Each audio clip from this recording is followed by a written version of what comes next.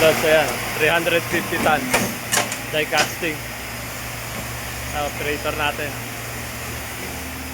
Ito yung process kung paano magawa ng frame.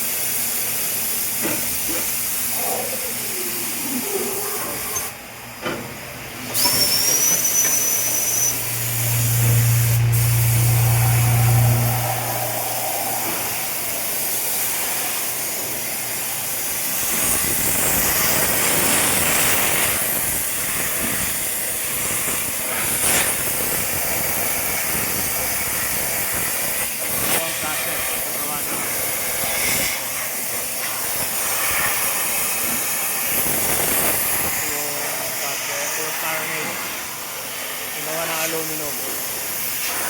Paglabas po niyan dito, ito na po ang product niya. Ito na yung mga good product.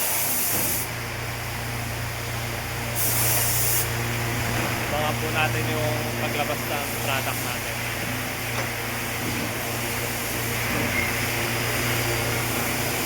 Ini-inspect po niya yan isa-isa. Ayan. Ito na po yung product paglabas niya. Yung aluminum na galing dito, ito ang paglabas niya.